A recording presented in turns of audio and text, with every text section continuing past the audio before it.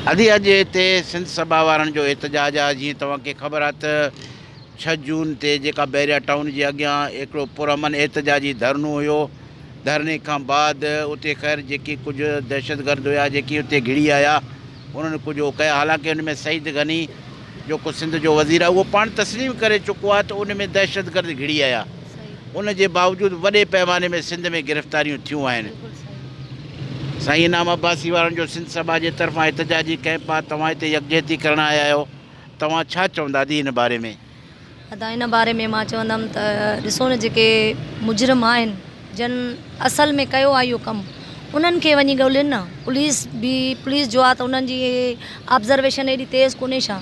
त जेके गाॾियुनि में चढ़ियल आहिनि पंहिंजे फैमिलियुनि सां गॾु आहिनि, जन जे नंढड़ा ॿार झोलड़ियुनि में वेठा आहिनि, उहे ॿार उन्हनि जे झोलनि मां लाहे ऐं उन्हनि मासूमनि खे गिरफ़्तार करणु छा उन्हनि बैरिया टाउन खे बाहि ॾिनी हूंदी या उहे पंहिंजे फैमिलियुनि सां रलिजी ईंदा? असल में मूंखे आहे पंहिंजो साईं जलाल महमूद सां इश्क़ आहे, उन सां इश्क़ आहे। हिन वक़्तु मां प्रेज़ेंट में बि को कमु कोन थी कयां, का एक्टिविटी मुंहिंजी अहिड़ी न आहे, पर हिकिड़ो सिंधियुनि खे सॾु जो थियो पुरअमन एहतजाज जो, त उन में मां आयमि ऐं उन सां गॾु मुंहिंजो नंढड़ो हुयो। असां जॾहिं आयासीं त वरी मुंहिंजा 3 भाणेजा, हिकु भाटियो 2 भाणेजा हिते मुंहिंजी भेण वटि रहियल आहे। मां वरी सोचियो त गाॾी जो ख़ाली आहे त भला इन्हनि खे पाण सां खयूं वञा। हाणे हिन वक़्तु जेका मूंखे इंतिहाई परेशानी आहे त हर माण्हू में त इहो जज़्बो न आहे न, त असां वञी माना रोडनि ते हीअं थियूं या असांजा मासूम ॿार ॿधिजी वञनि, वञी जेल ॾिसनि, कोर्टूं ॾिसनि, वञी थाणा ॾिसनि। हर कंहिंजो पंहिंजो पंहिंजो ज़हन आहे, हर कंहिंजो पंहिंजो पंहिंजो मौक़ुफ़ आहे। हिन जे लाइ मां परेशान आहियां त भाई मूंखे विहारे न, जेकॾहिं मूंखे इश्क़ आहे साईं जलाल सां त मूंखे विहारे न। मुंहिंजो मासूम बचिड़ो आहे, भला जे अहिड़ी ॻाल्हि आहे मासूमनि खे न छॾनि, मुंहिंजो भले नंढड़ो ई आहे उनखे विहारे न। हेतिरो माना एतिरनि ॾींहंनि खां अॼु मां हिकिड़े छंछर जे हिकिड़े ॾींहं लाइ सिर्फ़ु पुरअमन एहतजाज जे लाइ रलिजी मां पंहिंजे SUP वारनि सां आयमि, पार्टी वारनि सां पंहिंजो अधुड़ो नंढड़ो वठी पाण। पर उनखे हिकिड़े ॾींहं जे लाइ, हिकिड़े ॾींहं खां अॼु मूंखे 10 ॾींहं मां दर फिरंदी थी वठां, कॾहिं गडाप थाणे ते, वरी गडाप था नंढड़ा खणी ईअं गुम करे छॾनि। ॼण वॾा दहशतगर्द आहिनि। राति जो मां मानी खणी वञा त छोकिरा गुम किथे आहिनि का न लिस्ट ॾेखारनि, न ॿारनि जो अतो पतो ॿुधाइनि। वरी उतां भॼूं, वरी के चवनि त शाह अब्दुल लतीफ़ टाउन आहे, को चवनि त मेमण ॻोठ आहे, वरी उतां धिका खाई ॿारनि खे न पाणी न मानी, माना तशदुद। जिन खे चोर धाड़ियल पकड़बा आहिनि, पर घटि में घटि तशदुद मञूं था कंदा हूंदा, मां उहो सही करणु खपे बि उन्हनि खे। पर हिकिड़ो पाणी त उन्हनि जो राइट आहे न, पाणी ॾियणो, उन्हनि खे सही तरह सां वेहण जी का जॻह ॾियणु। भले तव्हां राति आहियो ॿर आहियो, पर घटि में घटि पाणी त इंसान जी हिकिड़ी ज़रूरत आहे, उहो बि न ॾियणु उन्हनि ते, माना तशदुद करणु। वरी तशदुद करण जे बावजूदि 2 ॾींहं उन्हनि खे ईअं रुलायूं जो राति जो वञूं त वरी छोकिरा गाइब। वरी वतऊं सॼी कराची, असांजी सॼी त कोन्हे न ॾिठल, वरी हुतां वञूं हुन थाणे ते, हुतां वञूं हुन थाणे ते, वरी हुते हुन थाणे ते, आख़िर जा हल उन ॾींहुं इहा जेका कयूं त छोकिरनि खे जेल कस्टडी में वरी जॾहिं थी त वरी छोकिरा मुंहिंजा एॾा मासूम नंढड़ा जो माना उते जेके जेल में अंदरि उन्हनि जे अखियुनि खां बि डिॼनि पिया, भितियुनि खां बि डिॼनि था। बाबा जज़्बो आहे त मुंहिंजे अंदरि मासूम ॿार खे त अञा खेॾण ऐं घुमण जो जज़्बो हूंदो न। मूंखे सिर्फ़ु इन ॻाल्हि जो पियो ॾुख थिए त जेकॾहिं मूंखे विहारे न त बि सही हो। मुंहिंजा मासूम ॿार जा जेके मां ॿिया नंढड़ा वठी उतां गाॾीअ में गॾु खयूं आयमि त मूंखे त ख़बर न हुई। 40 साल 50 साल खां वेठा SUP ॿुधंदा आहियूं, इक़्तिदार जी पार्टी आहे, पुरअमन माना हिकिड़ो एहतजाज हुयो, हुन में जो इहे मसइला थी विया आहिनि। हाणे तक़रीबन 10 ॾींहं मां फाइनेंशियली हवाले सां बि एतिरो ईअं न हो जो का तयारी करे खणी आई हुजां त मां हाणे हिन मसइलनि खे हीअं मुंहुं ॾींदमि। उतां हाणे हिकिड़े हंधि रहूं था, उतां मानियूं था खणूं, टुकर वरी बचनि खे पहुचायूं था, पैसो आहे ॾोकड़ एतिरो, माना वरी उहे छोकिरा उते धारा। पोइ जेल वारनि वरी वीचारनि खे शाबस आहे, एतिरी महिरबानी कयूं त मुंहिंजा नंढड़ा मूंखे गॾु करे ॾिनऊं, उहा उन्हनि खे शाबस आहे।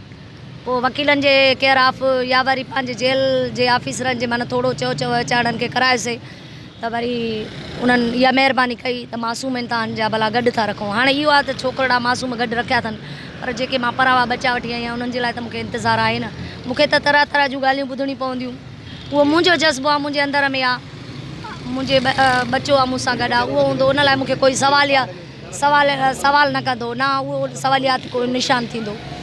हाणे हिननि जे लाइ मूंखे ॾाढो परेशानी आहे। अलाह करे त को माना अगरि केस खारिज थी वञे, मुंहिंजो जेको अलाह बहितर कंदो इंशाअल्लाह। इहो बि जेकॾहिं ज़मानत थींदी न त ज़मानत हिन ॿारनि जो मुस्तक़बिल खे छा संवारींदी। सुभाणे ॿारनि जो मुस्तक़बिल आहे, पढ़ायूं आहिनि, हाणे ॿारनि जा इम्तिहान आहिनि मथे महीने में, ये ॿार शाख ते वधंदा जेके एतिरी उमिरि में बि ज़मानत ते निकिरनि। अलाह बहितर कंदो इंशाल्लाह। मां साबिर हुसैन नालो आहे मुंहिंजो, मां पाण चांडी अंदाज़ जो। असां आशिक़ूं साईं जा, साईं इनाम सिंधी आहे, उहो असांजो वॾो बि आहे, लीडर बि आहे ऐं हुन खां अलावा असांजो अॻुवान बि आहे। असांखे कल्ह 4 बजे खां पाण बुख हड़ताल मरण घणी ताणी जेको असांजा सियासी कारकुन जेको बैरिया टाउन सां पुरअमन एहतजाज करे रहिया हुआसीं ऐं पुरअमन एहतजाज जे जेके असांजे सिंधियुनि जे असांजूं अमड़ियूं बि हुयूं। उन खां अलावा असांजा नंढड़ा ॿार जेके असांजा आदरा नंढड़ा मौसूम बि असां सां गॾु हुया, मौसूम बि हुया ऐं उन खां अलावा असां सां गॾु ज़ईफ़ असांजा वालदेन बि हुया। ठीकु आहे, जॾहिं ॾिठो वञे जॾहिं असां पंहिंजे ॿारनि सां गॾु, जॾहिं पंहिंजा असां ज़ईफ़ असां पंहिंजी औरतुनि सां गॾु असां को हुते को जहिड़ो या को हुते फसाद करणु न विया हुआसीं।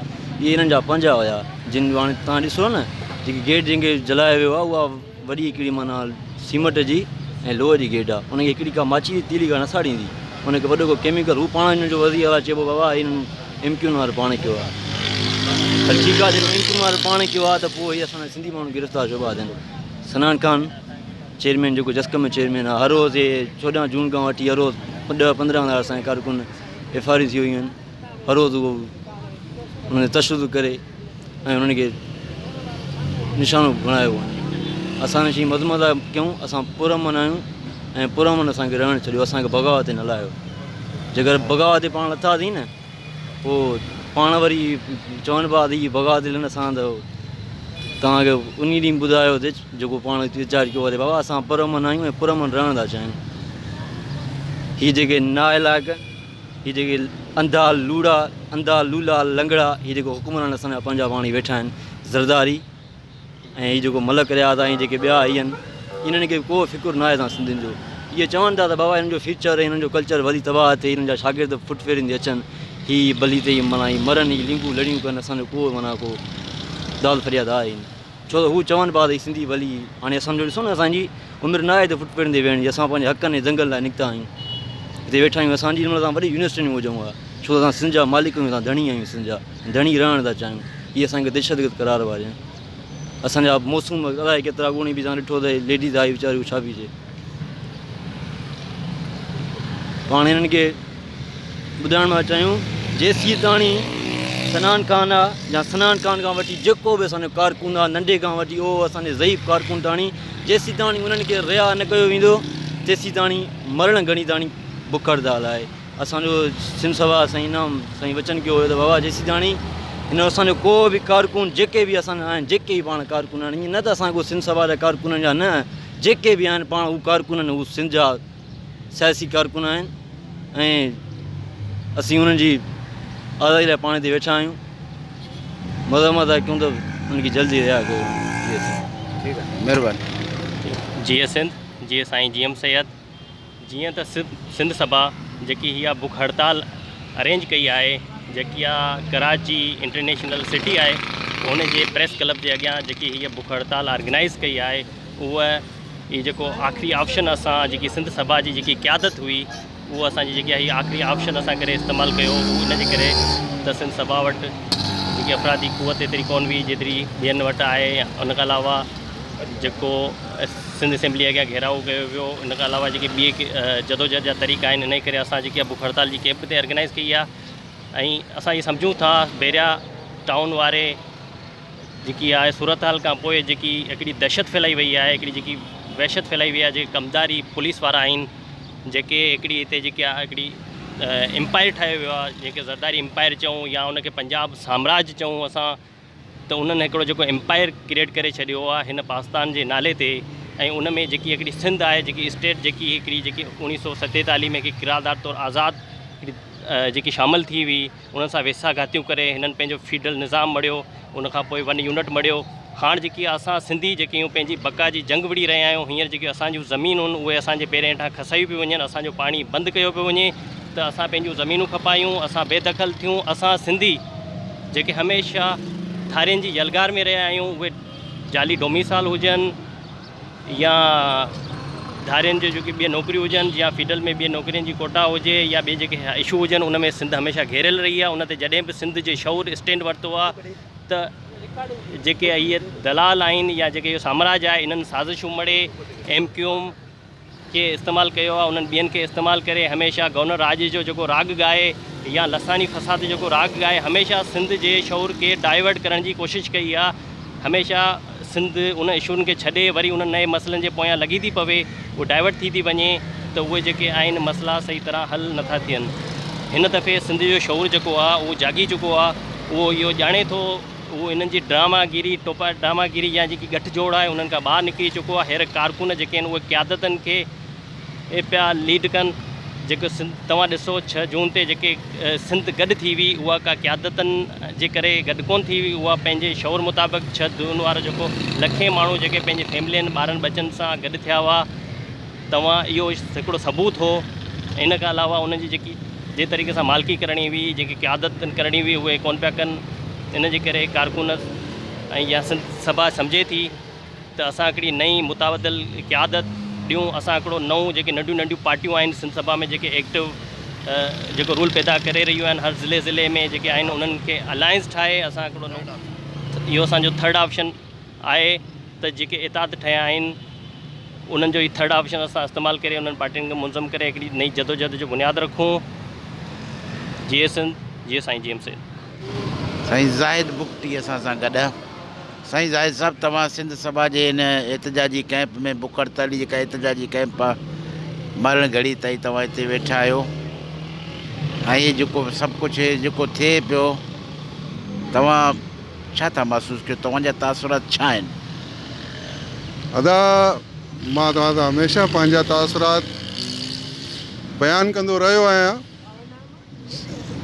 जॾहिं धारियनि खे जंहिंमें मलिक रियाज़ जहिड़ा मलिक रियाज़ त हाणे ई आयो आहे, हिन खां पहिरां बि घणा ई हुआ जर्नल्स आहिनि या हिन में धारी क़ौम आहे, उन्हनि जो त इहो ई अंदाज़ो आहे कि सिंध खपे, सिंधी न खपे, बलोचिस्तान जी ज़रज़मीन खपे, बलोच न खपे। मां इहो ई चवंदुसि, सिंधी क़ौम सां अपील थो कयां, बलोच क़ौम सां अपील थो कयां कि महिरबानी करे नौजवाननि सां अपील थो कयां, अगरि तव्हांखे पंहिंजी सिंध सरज़मीन बचाइणी आहे त तव्हांखे रोडनि में हर सूरत में तव्हांखे अचिणो पवंदो धारियनि जे ख़िलाफ़ु। अगरि तव्हां न निकिरंदो, सुभाणे तव्हां वॾनि खे मलामत न कजो, तव्हां नौजवान पंहिंजे पाण खे मलामत कजो। मां इहा उमेदु नथो रखां। सिंध में माशाल्लाह काफ़ी गैरतमंद सिंधी आहिनि, काफ़ी गैरतमंद सिंधी शहीद बि थियल आहिनि। ईअं न आहे कि सिंध को गिदड़नि खाधी आहे, न, कतई न।